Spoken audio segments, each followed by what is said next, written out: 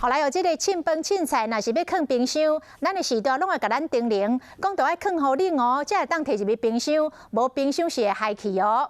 但是营养师讲安尼唔对哦，食物若放到冷，就会生细菌哦。今仔日的拍假特工队。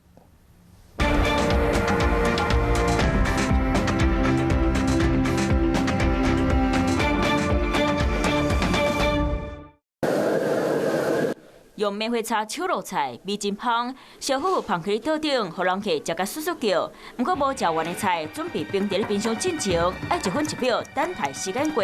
网络传言讲食爱放好冷，才当冰伫咧冰箱，若无冰箱恐惊害去。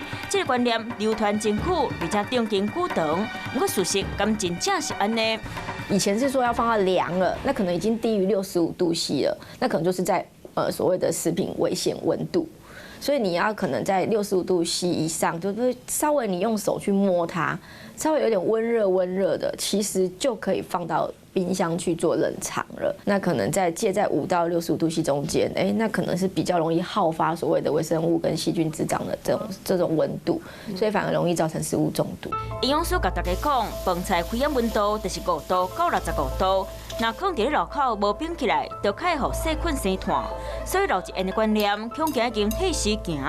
咱今日到卖场，冰箱的种类800款，实际问家电业者，甲小的放伫咧冰箱内底，敢会害去？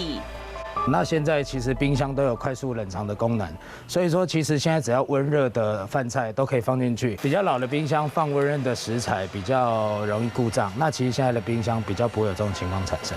虽然现在的冰箱不会因为放了温热的食物而故障，但是您知道吗？冰箱内部因为温度不同，分为6大区块，而在这6大区块当中呢，存放食物的方式也不尽相同。